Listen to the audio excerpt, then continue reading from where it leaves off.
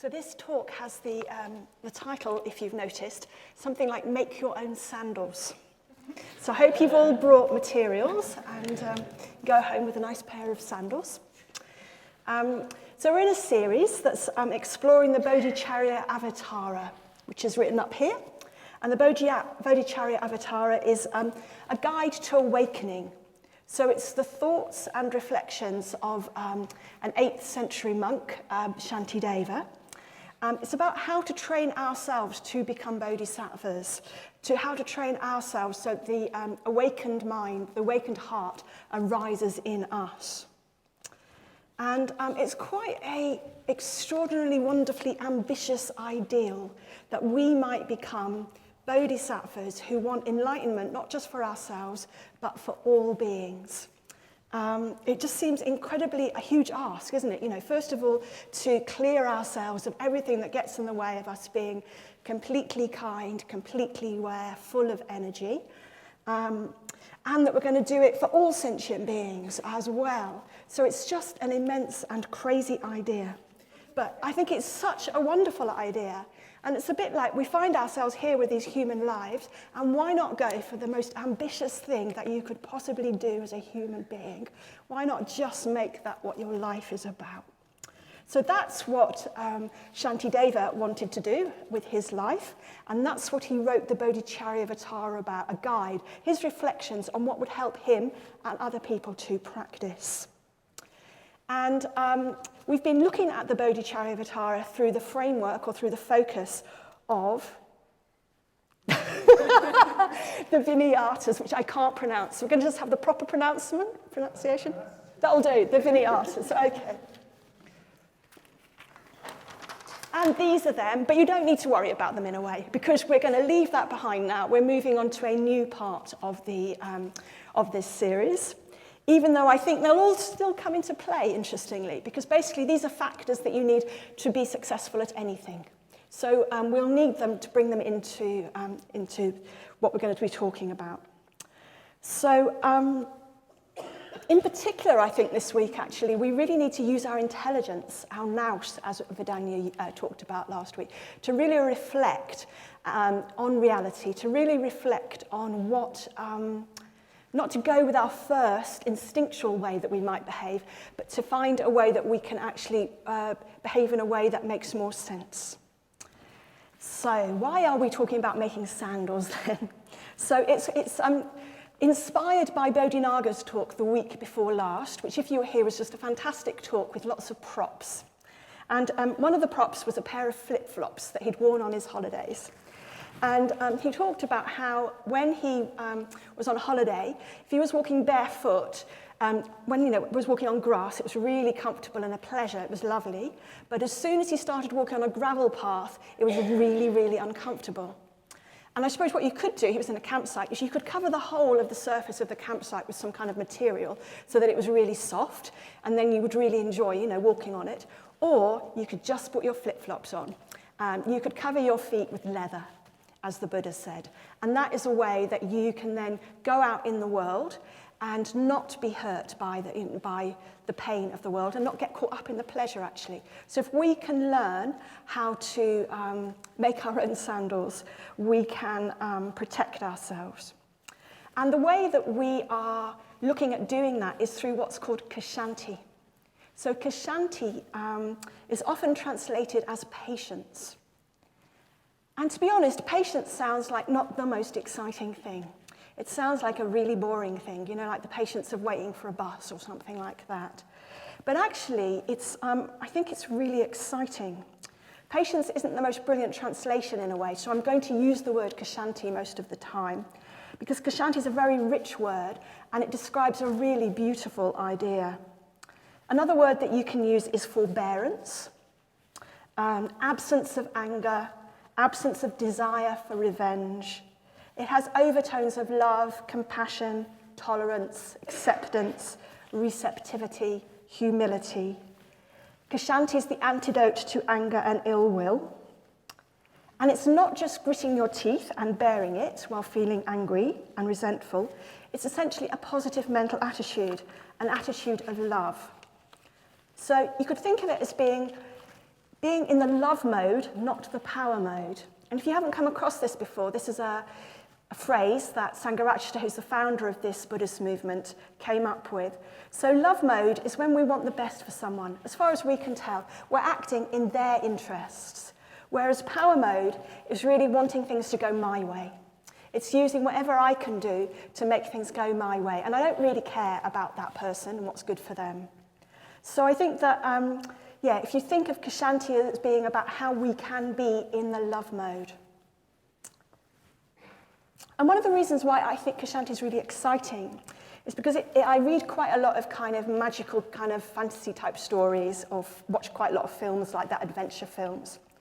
And Ksanti really reminds me of the process that heroes, and when I say hero, that includes female heroes as well, what the process that heroes go through as they train. You know that bit in a film where there's a kind of like montage of them doing all that training and kind of getting really wise and physically very strong. And then there's all the obstacles they have to face on the way to their goal. So, and what the hero often needs most is Ksanti. They just need forbearance. They need to keep going. They need to not lose heart. They need to not react in an angry way. So if we practice Ksanti, we can think of ourselves as being a warrior in the best possible way, a peaceful warrior.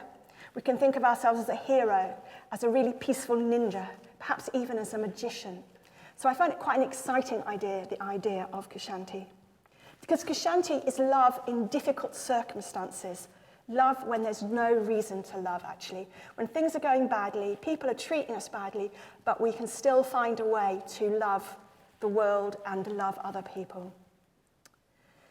And it's such a beautiful idea. I think that many of the great people that I admire have often shown great patience and forbearance in very difficult situations. I think Nelson Mandela is an obvious example of that, who, even though he was in prison for all those years, basically reached out to his jailers and helped them to become educated.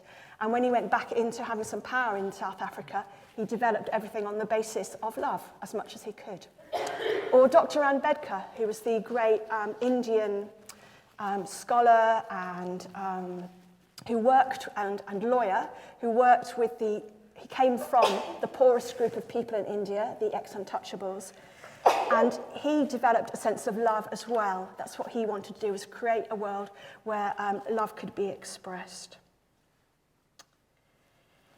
So it's interesting that at the time of the Buddha, it was very common for people who were seeking enlightenment to practice asceticism, which is practices of self-mortification. You could almost say practices of self-torture, actually. And they do all sorts of things, like fast for months, not eat for months, or maybe eat like a couple of grains of rice every few weeks and become really, really thin. Maybe they'd hang head downwards from trees for weeks on end, hold their arms up in the air till their arms withered. I mean, really strong stuff. And one of them that on a hot day just sounds really awful to me is the 5 fires practice, where you can imagine it's really hot and you light a big fire on 4, behind you, in front of you, and to the side of you, and then you've got the heat of the sun as well, and you sit in all that heat. So people did quite extreme things. In fact, the Buddha was really well known for being very extreme at those before he became enlightened. And people did it because they thought it was a means to salvation. They thought the more you mortified the flesh, and the purer, the more subtle, the more enlightened the spirit would become. So if you attack the flesh, the spirit will become purer. But the Buddha didn't agree. And as I said, he tried it out himself, and he tried it for 6 years. And he was like the best at doing those practices. He was really famous for being, not eating, really, he got really, really thin. And what he said after his enlightenment was that forbearance, Ksanti, is the greatest asceticism. So there's no need to sit between those 5 fires. Just to sit in everyday life is the greatest practice we can do of asceticism. So we don't have to go looking for trouble. Trouble will find us. And in fact, in time, we can perhaps even realize that when difficulties arise, although of course nobody ever wants difficulties in their lives, we can use them as a way to practice. The more that we can turn towards our difficulties, they can become our teacher. And we can train ourselves to see the difficulties that arise in our life as our practice. And if we can bear the trials and difficulties of life well, we're practicing the best and the most difficult possible kind of asceticism. So that's what we're looking at today, is how we can develop Kshanti, patience. Because if we have Kshanti, it doesn't matter what life throws at us, we'll be fine. It will really help us in our mundane life. It'll help us towards enlightenment, but actually it'll just help us to be a happier person if we can bear difficulties with patience, with Kshanti. It's really important to talk about what Kshanti isn't before we go any further. So Kshanti is not a kind of passive failure to engage constructively with circumstances and life. It's not just like, oh, I give in, I give up, I can't be bothered with anything at all like that. So it doesn't come from a kind of sense of low self-esteem or just a kind of had enough of life. It's much stronger than that. And Kshanti also doesn't involve repression or denial of emotions, especially difficult emotions like anger and sadness. Rather, it involves us acknowledging those emotions, but not allowing them to upset our positivity or rule how we behave. Because if we're going to work creatively with difficult emotions, we first of all need to just own up to them and realize that we have them. And part of our process, which I'm going to talk a little bit about my own process later, is that actually, if we do repress or deny difficult emotions, we need to just acknowledge them, that we have them. We need to be able to feel them, and then we can practice Kshanti. So it's about Kshanti is when we're pretty strong already, actually. It's a sense, it comes from love, it comes from understanding how conditionality works. It's a very strong, not a passive way of being.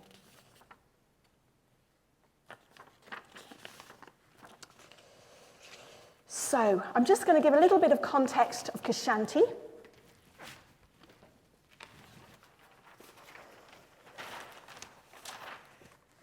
So in the Bodhicharyavatara, Santideva basically describes what are called the 6 paramitas, or the 6 perfections.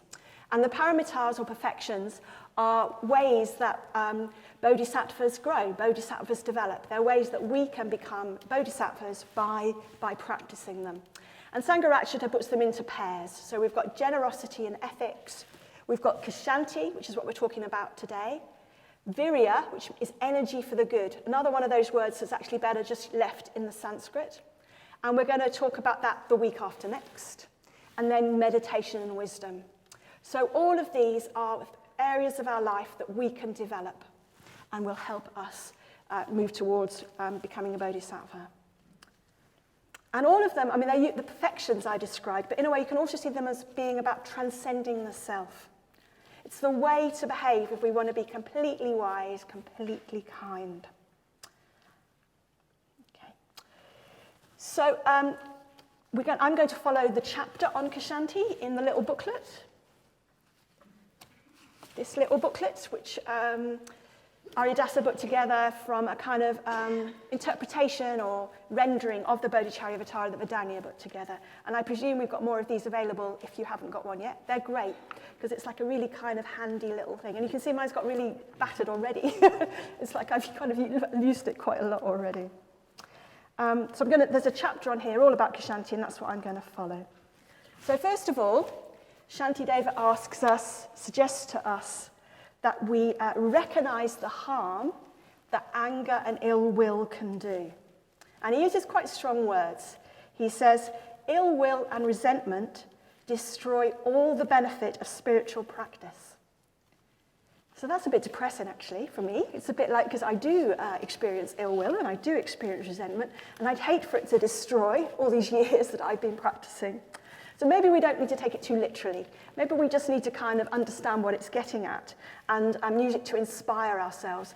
Because to be honest, I have found myself sometimes when I have been feeling ill will or resentment or been quite grumpy or something like that, I kind of think it's all right. I think it's all right. And I think well, it doesn't really matter, you know, that's just a bit how I am. And it's not that bad for people, really. And I think actually what this is saying, actually, because ill will and resentment disconnect us from other people, they are really things we need to really look out for. There's, in one of the Mahayana texts, there's something about if a bodhisattva breaks precepts from craving, from desire, well, that's not good, but it's not too bad, because at least they're connecting with people. But if they break precepts from ill will, from anger, that's really difficult. That's really a difficult thing to do for your practice, because you're basically putting yourself away from people. You're pushing people away and making yourself separate from people. So my own experience with ill will and anger has been quite an interesting one, because I remember when I think I was about 20 or something like that, and I remember saying to a friend, oh, I'm so lucky, you know, because I just don't seem to feel much ill will, you know. Well, I probably didn't use that word. I really don't seem to get angry with people much, you know, they don't bother me. And I think I was just doing a really strong repression, because I didn't want to feel like that. I found it, you know, I didn't like it, and I was really pushing it down. And about, 10 years after that, I started going to a Buddhist class, a Buddhist Centre, and doing the Metta Bhavana. And at that time I had a lodger, and I'd go home to him and he'd say, wow, you must have been at Buddhist class because you're really irritable. And it's a bit of a shame because doing the Metta Bhavana was making me irritable, but I think what was happening is because I was actually allowing my real emotions to come up, and I was experiencing them in a way that I hadn't before. That irritability, that anger was coming to the fore. And I suspect that other people had seen irritability and anger in me before, you know, but I just hadn't recognized it in myself. I did quite a lot of sarcasm and things like that. So I think there was a kind of way of dealing with it without actively facing it. And then over the years, I think it maybe in our practice, different things arise for us at different times. But it's become gradually more and more in my awareness how much resentment and irritation and repressed anger and occasional outbursts of anger I've had. And in the last couple of years, it really came to a bit of a kind of head for me. And I really started to investigate it a lot. And I'm going to talk more about that at the very end of the talk, about how I did that. But for me, it makes this whole subject of Ksanti really important, really alive, because I think it's so important to me. Because, of course, when I am full of resentment and full of anger, it's a horrible feeling. It's a horrible way to feel, for me. As Santideva says, when the thorn of ill will is in our heart, our mind can't find peace. We can't enjoy anything, and we sleep badly, which is not a nice way to be. Someone in my Mitra group reminded me of this great kind of gesture. It's about, I feel like when we're angry, we feel like a clenched fist, don't we? And when we're not angry, when we're connected with people, well, our fist opens out like this and we're connected. And there's something to me very visceral in that. That's how it really feels, that kind of connecting with people, opposed to the closing down.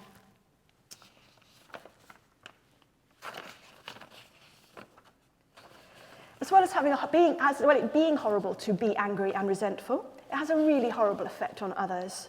So if you'll all know people who are moody and grumpy, and you can just bring to mind how horrible it is to be around that. Being around someone who might explode at any minute, feeling like you're walking on eggshells, not sure if you might accidentally say something, and also not wanting to disagree with someone because they might use anger as a way to do their bit of the argument. So, and of course, there's not just that experience, but if we look at the world, anger and ill will have caused just immense suffering to so many people.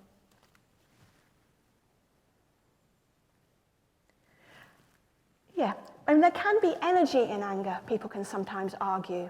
So there can be getting things done. That feeling of being angry can get things done. It can motivate us to get us going. But I think it's really important to remember that if that includes any ill will for anybody, well, that's not helpful. It's not Ksanti, it's not love mode, it's power mode. So there is something about the energy of thinking, this is wrong, I want to do something about this, which is great and gets us moving. But if it turns into any kind of feeling of, actually, these people are bad people, I want to hurt these people or something like that, well then that isn't Ksanti, that isn't ethical. I'll say a bit more about that later. Okay, so having explored why we might want to do something about anger, Santideva next looks at some of the things that make us frustrated and likely to be angry, or resentful, or have ill will to others, and gives us some reflections that we can think about that might change our habitual responses. So one time when we often get quite irritable or angry is when things don't go our way. They don't go our way. And if we're dependent on things in the outer world going well for us, if our happiness depends on that, well, we're in quite a fragile place, because sometimes they go well, we'll feel great, but sometimes they won't, and then we'll feel really frustrated. And Shantideva says, why be unhappy if we can do something about it? What's the use of being unhappy about something we can't do anything about? Which is very logical. And if only we could apply it in our lives, it would be great. I think we have to do quite a lot of work to come back to that one again and again. It's like, well, if we can change it, let's change it. If we can't change it, let's accept it.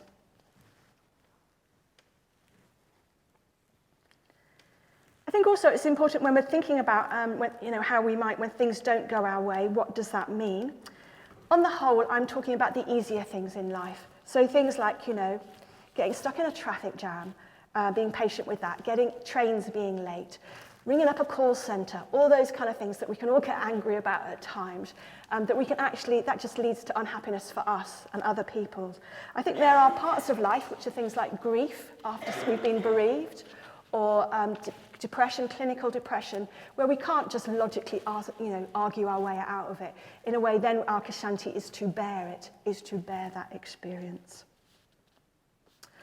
So the next thing that Santideva suggests we learn to do is to endure pain and discomfort. Because discomfort and pain is part of life, whether we like it or not. We've all got a body that is going to get ill, get injured, get old, and eventually we'll die. And interestingly, we're often really surprised when those things happen to us or people we love, even though we know intellectually that they will happen. But that is the nature of all bodies, is that they get ill, they get old. And getting old sometimes can be a real challenge for Ksanti. Sangharajta, who founded the Triratna movement, apparently said that he'd been prepared for death, but he hadn't been prepared for old age. Because what happened to him during his old age is he started to lose his sight, which meant that he lost quite a lot of independence. He became completely, he was very reliant on other people. And he found that really hard at first. But he had a long old age, because he died when he was 93, I think. So he had a long time. And actually, my experience of him, I met him in August 2018. And I felt like he was a person who had a lot of Ksanti at that time. Because he, if you've read anything or listened to any of his lectures, read anything he's written, he had an amazing way with words. He was completely self-educated, but he really he had a huge vocabulary, and he had an amazing memory. And when I was meeting with him, he was forgetting a few words. He was kind of talking about some flowers, and he was going, oh, what's that flower that begins with D? And what's that? I can't remember. And I said to him, oh, is that quite frustrating that you've had such an amazing memory and been so great with words that you're not remembering words? And he went, no. It's not. It's completely normal that someone my age might not be able to remember words. And I thought that was great, because it's like he wasn't fighting that natural aging. It's like he had a forbearance there. He had an understanding that that is natural.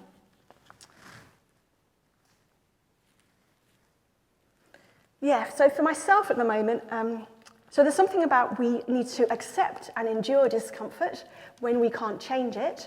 But of course, we'll change it if we can. So at the moment, I've got a bit of hearing loss. So I'm going to get hearing aids. That seems completely sensible. But I also just have to, if I don't want to make myself unhappy, I have to endure the times when somebody turns away from me and talks and I can't hear what they say. Or when everyone's talking really fast and I can't quite catch it. It's like I'm only going to make myself unhappy if I don't accept that that's going to be the nature of this particular part of aging that I'm going through at the moment. But I do want those hearing aids too. So, yeah. Okay. And interestingly, actually, having this bit of hearing loss has connected me with people, which is something that Santideva says. He says that our own suffering can connect us with other people. It can actually help us to grow. So I found that, my sister was deaf when she was a lot younger. She's worn hearing aids most of her adult life. My mum wears hearing aids, and I'm so much more sympathetic to them now than I was before. So there's something about we can connect with other people's suffering through our own suffering. Santideva also says that we might, our mental attitude to suffering is really important, because we'll actually probably all do quite a lot of things that cause us suffering, but they feel like they're worth it. So people who go running often don't enjoy the first, 10, 15 minutes of running, but then they really get into it. I like going swimming. I don't like getting into cold water, but I know it's worth it because I know that when I'm in the water, I'll really enjoy it. People who go mountaineering, I really undergo all sorts of kind of trials and tribulations and discomforts because they think it's worth it. And I suppose if what we're thinking is we want to be bodhisattvas, we want to take on that kind of amazing and ambitious task, or even if we just want to become a little bit kinder, a little bit wiser, we might think, how much discomfort are we prepared to put up with in order to do that? Lots of people will wear really high heels. It really hurt, but they're prepared to do it because they like the way they look, We could perhaps endure a little bit more discomfort for our spiritual life. So things that might mean, I don't know, being prepared to sleep in a dormitory so that you can go on retreat, being prepared to get up early so you can meditate, coming to the Buddhist Centre or seeing your friends, even though you actually feel a bit like you don't really want to. So there's kind of ways that we could look at, could we actually do a little bit more of endurance of discomfort for us to grow? Okay, so I'm now moving on to one of perhaps the greatest sources of making us a bit angry, which is other people. Other people, who are so annoying, aren't they? They're very difficult. They're a source of frustration and anger. So actually also, sometimes I find myself really difficult as well. So I think there's like an internal to this as well, that we can often find ourselves difficult. We can bring Ksanti to that as well. So the first reflection that we're given is people are driven by conditions. So that's something to really reflect on, actually. And what Santideva says, we don't get angry at an attack of indigestion or nausea, even though it causes suffering. So why do we get angry at sentient beings? Their unskillfulness is just as much the product of conditions. Nothing arises independently. Everything is dependent on other things, and these other things are dependent on other things again. So why should we get angry at phenomena that are not autonomous, but exist like the things we see in a magical illusion?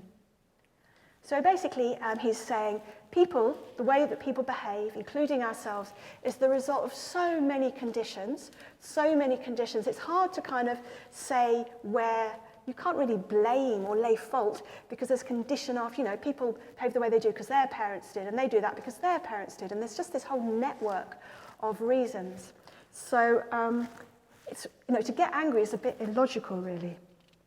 So he goes on to say, if we see a friend or an enemy behaving badly, we should remember that their behavior is caused by conditions and not allow it to disturb our happy state of mind.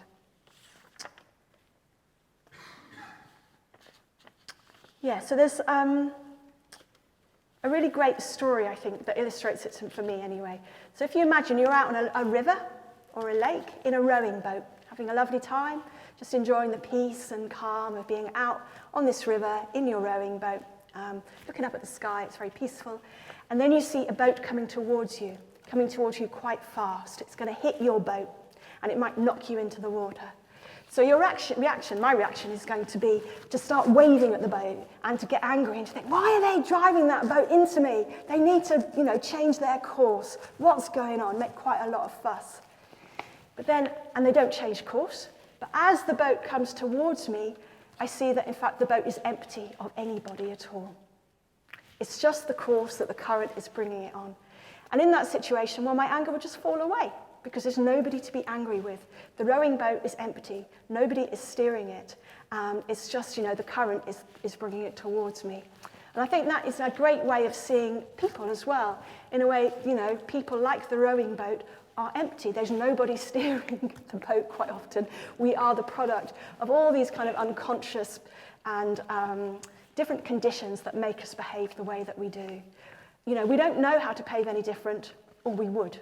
So there's no point really getting angry with somebody and how they behave. Another reason why there's no point getting angry with people, or that we can reflect on, is that people are deluded. People are deluded, including ourselves. So if you think about people and think about yourself, people cause themselves all sorts of suffering. This is what Santideva says. Maybe they might refuse to eat because they're angry, or they get obsessed. They might get obsessed with women or men that they can't have. They might be driven to commit suicide or to harm themselves by taking poisonous intoxicants, by eating unhealthy food, and by doing all sorts of unskillful things. And that's how people will look after themselves. So driven by these internal kleshas, these poisons of greed, hatred, and delusion, they harm even their own dear selves. So how can you expect them not to harm others as well? They're like mad people, driven insane. So the only sensible response is compassion, not anger. That's something to really reflect on when we find ourselves with people behaving particularly irrationally, is, all of us are a bit crazy, actually. And it's just pointless to get mad at somebody, to get cross at somebody who's just behaving from a state of delusion. And it's good to remember that we also behave like this. We also cause pain to other living beings. So we recognize that all of us harm others because we all act from the same greed, hatred, and delusion that motivates both other people and ourselves. I've got a story that slightly illustrates this, I think, which I really like, which is about a porcupine story. So it's winter in the forest, and it's really, really cold, really icy, and all the animals are having to gather together in their dens so all the, foxes are all gathering together in their dens to keep each other warm. And the porcupines think, well, we'll do that too, and they get together in their den, but because they've got the porcupine, what do you call them? Thank you. They're poking each other and they're hurting each other. So some of them go, I'm not having this. And they go off on their own. And sadly, the ones that go off on their own die because it's such a cold winter. So there's something about we're all porcupines, and we can't help, if we live with each other or in a community like a Sangha, we can't help but hurt each other. And we just have to kind of bear that and realize that other people hurt us by mistake, and we hurt other people by mistake as well. And no one's doing it on purpose. It's just part of the nature of how we are as unenlightened beings. So having looked at people and how we can work, perhaps have some reflections about how not to get angry, how to have Ksanti with people and our own behaviour, Santideva looks at some causes of resentment, things we might get resentful for. And he uses the model of the worldly winds. No, I missed Ksanti. Anyway, there's Ksanti, big. The worldly winds. Now, I don't know how well you can see that at the back, actually. You can't. Okay. Well, there's a little sailing boat, and it's being blown about by the worldly winds, which are things we want to get away from, so pain. So we want to get away from pain, and we want to go towards pleasure. We want to get away from loss and go towards gain. We want to get away from blame, go towards praise. And we want to go away from what's traditionally called infamy and go towards fame. You can always also call it lack of status. We want to get away from and go towards having status. For me, there's something about I want to get away from being ignored or overlooked and get towards kind of being seen and recognized. That's part of my personal interpretation of that one. So they're a kind of very traditional way of looking at our behaviour, that we find ourselves blown around by those. And what we need to do is find another way of guiding ourselves that isn't those. So usually the ethical precepts would be a way of steering our course, the sailing boat steering our course. But when we're caught up in these, they can lead to resentment of other people. So first of all, gain and loss. So if we lose money, possessions, maybe something gets stolen or we lose something, we can sometimes feel quite angry. We can particularly feel angry, I suppose, with the person who's stolen something from us because we've lost something. But I suppose if we want to have happiness, if we want to have a sense of equanimity in our lives, it's really important just to think, well, you know, these things happen. These things happen in the world. The more upset I get about it, the more I'm going to be upset about it. And there's no point in being angry. There's no point in being angry. We also might get upset because other people have got things, or we think they've got things that we don't have. And again, we're only hurting ourselves the more we get resentful of other people. And what we need to think is, do I want to be blown around by gain and loss, or do I want to have more equanimity? Do I want to guide my life with something else? So the next one, praise and blame. I'm just going to read what Santideva has to say.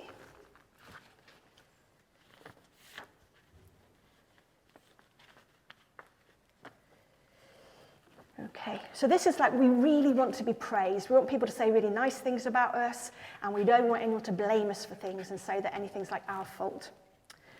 Shantideva says, criticism, harsh words, and humiliation do not cause us any physical pain. So why do we get so angry about them? We feel delighted when anyone praises us, and pained when anybody criticizes us, which is simply the absurd behavior of a child. In fact, praise just makes us feel more comfortable with ourselves as we are and destroys any urgency about our will to progress. Those who criticize us are in fact doing us a favor. So next time you don't get praised or someone criticizes us, you can think, thank you, you're doing me a great favor. I think Shantideva, you know, he's giving really good advice. And it's advice that we can reflect on and we can work towards. And we don't need to tell ourselves off if we can't immediately achieve it. Because some of these things are very deep in our conditioning.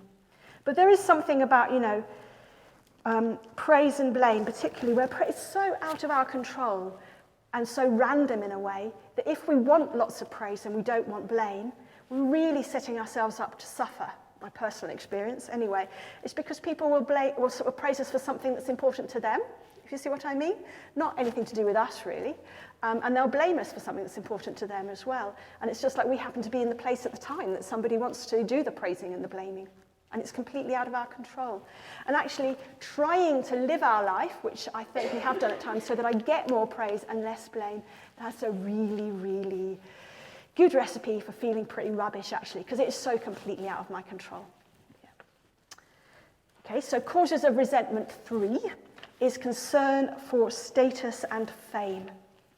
So this is the one where I say it's, or it could be fame, infamy, or lack of status. It might also just be noticed, seen, or not wanting to be overlooked. So Shantideva says, respect, fame and status don't give us merit or a long life. They don't make us healthy or immune to disease, and they don't bring any physical pleasure. Yet people deprive themselves of real benefits just for the sake of a big name and reputation, even driving themselves to an early death. So people will work really hard to be famous, perhaps particularly in our culture. Being famous is seen as like something really worthwhile, and people will do anything to be famous. And yet, of course, it's empty, isn't it? What is fame? It's just being a whole load of people know your name. So there's something about really questioning that. And actually, we ourselves might not think that we want to be famous, but there'll perhaps be things in our lives that are similar, where we want to be seen. We want to be the person who, I don't know, rings the bell. I always want to be the person that rings the bell. You know, we want to be the person that's giving the talk. You know, it's all those kind of things. It's like the kind of things that go with other people noticing us. And actually, they're so, it's so arbitrary. It's so, if we're going to base our happiness on those things that are often not within our control, we are going to be really unhappy, and we're going to resent other people who are experiencing those things.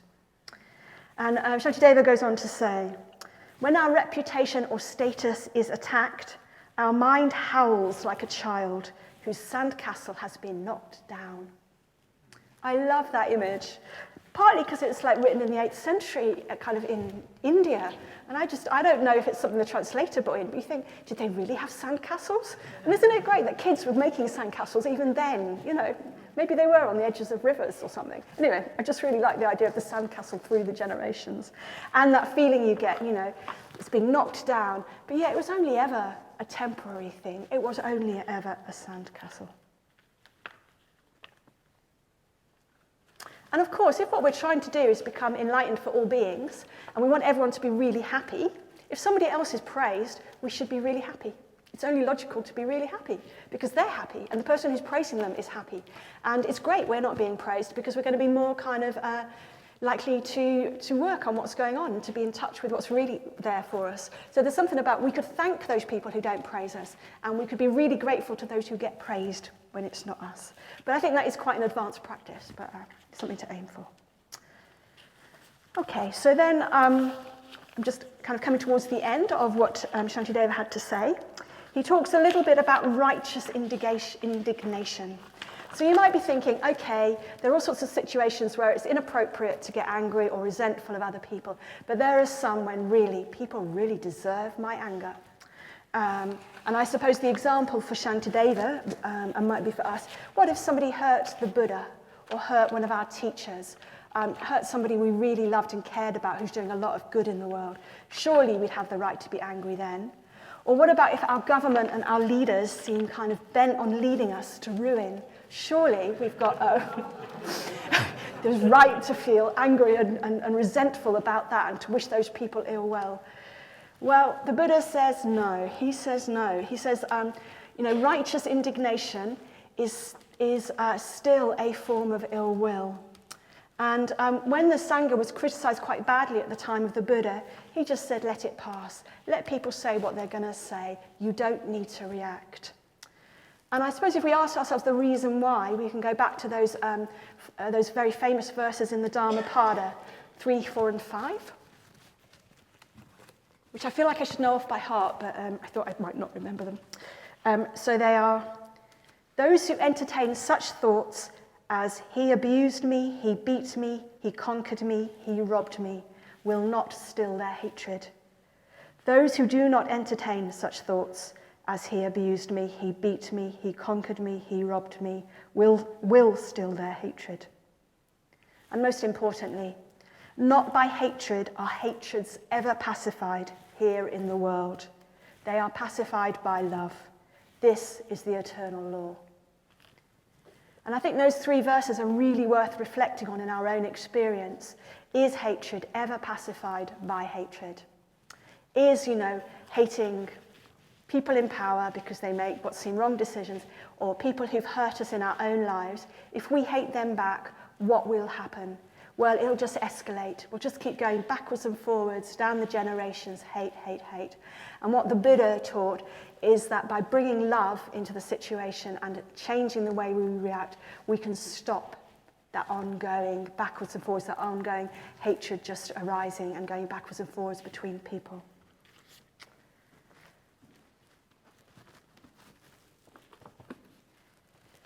So as well as these reflections, which are kind of things we do need to reflect on quite a lot, I think, to make them more than just ideas, but to make them part of how we respond when we find ourselves feeling some ill will, some resentment.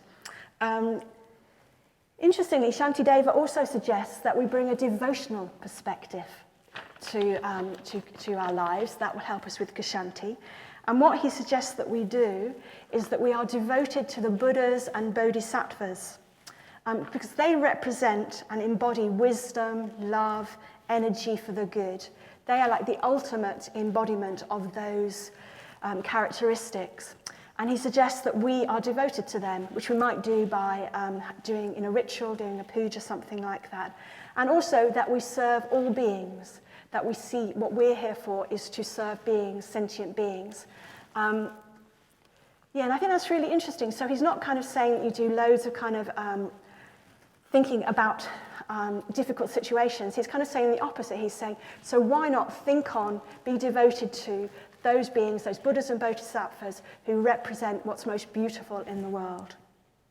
And that a way to do that is to serve all beings in the world now. And then he finishes by saying, and all this stuff is great if you want to get enlightened, but it's also just a way to be happy in the world. And you can see how it is, it's a way just to enjoy life, isn't it? And to be successful actually in the mundane world. Is that if we can bear suffering and discomfort, if we don't react to people, if we can work without anger and be kind to people, we will actually thrive just in a very mundane way. Okay, so I'm going to briefly just talk about my own experience.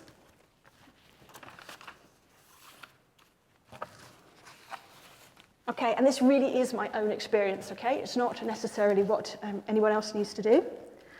So when a few years ago I found myself kind of really having such a difficult time because of my irritation, my irritability and resentment, I just thought I have to do something about this. And that phrase, which I think is from Malcolm X, from the Black Panthers, came to me, which is by any means necessary. And that's kind of a bit ironic in a way, because by that phrase, I think he meant, you could take up the armed struggle. But to me, it just felt like I just have to, if I'm going to do something about this, which is giving me and other people quite a lot of pain and suffering, I just have to use whatever tools I've got. And that meant for me that I worked on lots of different levels. So I worked on a rational level, and I worked on a kind of a much more deeper irrational and more kind of archetypal level, I suppose. So the first thing for me was to not completely identify with my anger and irritation, which at times I was doing. I was kind of getting the sense of myself as being a really irritable person. And of course, that was just part of my experience. So there's something about just letting go a bit of that kind of identity and just kind of, irritation arises for reasons and it will cease for reasons as well, using conditionality actually. And for me also to remember that anger is a really natural human instinct. It's an animal instinct, isn't it? If we're attacked, we will respond. You'll see, animals, they respond with aggression when they feel under attack. So it's really natural, and there's no need for me to kind of feel shame about it, but I can change as well. Because actually, not all people respond to the situations that I was in with the same level of irritability. There are conditions that are to do with my upbringing, to do with just the habit of it, and I could change those, So for me, there was something about learning that I would feel irritable and I will feel angry, and there was nothing wrong with that. It was just the ripening of my past actions. And it was how I responded to that, or how I still respond to that, that's the really important thing. And there was an image that really helped me with that, which is that some of you will know the story of the Buddha's enlightenment, and how just before he was enlightened, so he was pretty advanced already, he sat under the tree to get enlightened, and he was attacked by Mara's army. And they were all kind of like some demons. They were full of anger and rage, and they attacked him with arrows and spears. And as those arrows and spears kind of came into the circle around him, he changed them into flowers. So his loving kindness could change those spears and arrows into kindness. And so there was something for me about even the Buddha, he wasn't yet the Buddha, but even just before he was enlightened, he experienced an internal experience. I think that story is a kind of mythic description of this internal experience of feeling ill will and anger. And he experienced that, but how he responded to it was he was able to bring loving kindness to it. And so he was able to turn those spears and those arrows into flowers. So that was a really important image to me. Another one from the Dhammapada. Have I got that under my arm there?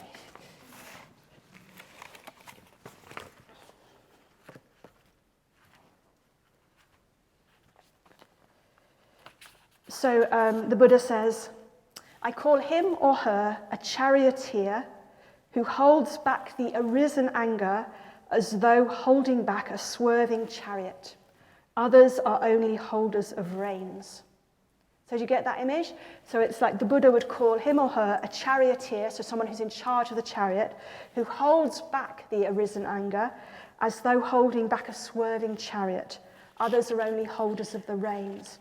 So it's a sense of like the anger will arise, the irritation will arise, but I can respond to it. I can kind of control those horses that are going a bit out of control, going a bit crazy, but something in me can respond to that and can work with that. So learning how to respond to my anger was really important to me. The second was quite a lot of awareness of and bringing investigation to my experience. It's like I became a bit of a kind of, I really looked at my experience. And I realized that I had two types of irritation at least. But one of them was around other people doing things that I thought they shouldn't do. And I'd get really irritated that they would do these things that I thought they shouldn't do. And I realized that actually what was going on is people were in my eyes, breaking rules that I didn't even know I had. So kind of unconscious rules. So I don't know. I'd have rules about, I haven't thought of one in advance actually, so I hate to think what's about to come out of my mind. Okay, I'm going to give you a really silly one, which is from the community. So in my household, it was like you waited before you ate. Do you see what I mean? It was kind of like there was a thing about everybody got all their food, and then you all sat down, and you all started eating at the same time. Whereas not everybody has that in their upbringing. Some people have it in their upbringing that the polite thing to do is to get your food and start eating it straight away so that it doesn't get cold, okay? But I'd get irritated with people who did that because I thought that my upbringing was, you wait. And it's a bit like, after a while I thought, so first of all I just went along with the eating thing, and after a while I thought, no, I'm going to wait when I want to because that's part of my upbringing. But it's like it's a rule, isn't it? I didn't even know that was a rule I had, and I would get irritated with people when they broke that rule. And there's lots of those.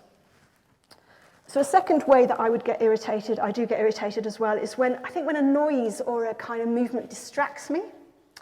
It's like I'm doing something and somebody's making a noise and it distracts me. Probably we all experience this in meditation. You know, it's like you feel like you're getting really concentrated and somebody's making a lot of noise. In fact, that was quite funny because a noise just went off. But anyway, a noise distracts you and I kind of lose whatever I'm doing. And I used to get very irritated with that. And after a while, I realized, okay, I get irritated. I seem to have a certain sensitivity of my body being that does. Doesn't mean I have to hate the person that does it or be irritated with the person. They're just doing it. It's a bit like they're just doing it. They don't realize they're not doing it on purpose to annoy me. They're just doing it. So, if they're, breathing in a certain way, that's just what they're doing. And from that, I realised, how illogical it is to actually hate people for things that they do, if that makes sense. So it's a bit of a kind of common way we behave. If somebody does something, you think, oh, well, I really hate that person because of it. And often they're just very little things. They're just doing things that get in our way.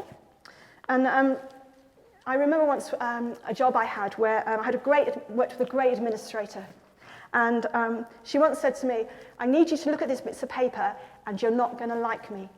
And afterwards I looked at the bit of paper and I thought, I don't like her because she's going to make me have to do loads of really detailed work that I don't want to do. And I just thought, she's so astute. You know, it's a bit like, actually, I really like her. She's a really clever and lovely person. But in that moment, because she was making me, as part of her job, do something I didn't want to do, I didn't like her. And a lot of our kind of ill will comes from similar things, you know. Many of us, if we have managers, we'll have ill will towards our managers, and our managers are often just doing their jobs. You know, they're just doing their best. Okay, so that's one thing. So I've talked about a few things. Another thing for me that's really important is you'll remember being in the gap, hopefully from the introductory course. So as irritation would arise in me, I would notice that it was doing, and I would bring my mind to the Vedana, to the experience that I was having, the kind of experience in my body. And often, if I did that, if I was able to experience that unpleasant sensation it normally is, I'd become aware of suffering underneath it. So quite often my ill will, my irritability would come from suffering, my own suffering. And actually I think I learned, and probably many of us do, a way to distract ourselves from our own suffering is to get really cross, either with ourselves or with other people. And earlier I thought I couldn't print something out this talk, and I could feel myself getting really cross with the printer and with myself. And it was just that. It was like, there was like a kind of, in fact, it was fine. But there was like this unpleasant Vedana and anxiety. And what I wanted to do was look for somebody to blame. And I think it's really interesting if we notice in ourselves that when we feel ill will or anger, there's suffering underneath it. Well, that will help us with other people. Because we can realize that other people might be behaving in quite an aggressive way, but underneath it, they may well be suffering. And of course, that doesn't condone what they do. It doesn't make it all right. They need to take responsibility for their actions, but it might allow us to have some compassion for them. And in fact, kindness and compassion to myself, to self-metta, has been a really big part as well of working with my irritability and my ill will. Just like every time I feel it, bringing myself some kindness, because that seems to be the way that I change. And that goes against quite a lot of my conditioning, because I think I felt like I should punish myself for feeling these feelings. And actually I realized that that really doesn't work. It makes it much worse. But actually by bringing kindness to how I was actually experiencing and compassion for the suffering I was feeling, it would allow it to change. And it would allow me to become like a bigger person who actually didn't feel that same irritability or ill will. And so I think also there's something about understanding ourselves, understanding our conditions and other people that can help us to work on our own anger. And for me, there was quite a lot of just handing myself over to Amitabha, who is the Buddha of infinite light, the Buddha that I've taken on as my practice at ordination. And there was some way that allowing him, his kindness, his metta, to work on me could make a big difference. And actually, at the moment, I'm really pleased to say I'm not feeling much irritation or much ill will, and it does seem to have moved on. And of course, I suspect it will come back in certain conditions, but it's given me a lot of faith in the practices that we do, that I no longer am having such a horrible time with it as I was in the past. Okay, so I'm going to finish with a quote from the Buddha. It's a little story, and it's kind of like extreme Ksanti, okay? This is like taking Ksanti to its ultimate level. So it's called the parable of the saw. So the Buddha one day called all his disciples together and said, "Monks, suppose you were going through the forest one day, and you were seized by highwaymen, and suppose they took a sharp two-handed saw and sawed you limb from limb. If in your mind there arose the least thought of ill will, you would not be my disciple." That's quite strong, isn't it? And then he goes on to say, "Herein, bhikkhus, you should train thus. When people speak evil of you, thus must you train yourselves. Our hearts shall be unwavering. No evil word will we send forth, but compassionate of others' welfare will we abide, of kindly heart without resentment. And that person who thus speaks, so that person who speaks ill of us, we will suffuse with thoughts accompanied by love, and so abide. And making that our standpoint, we will suffuse the whole world with loving thoughts, far-reaching, wide-spreading, boundless, free from hate, free from ill will, and so abide. Thus must you train yourselves."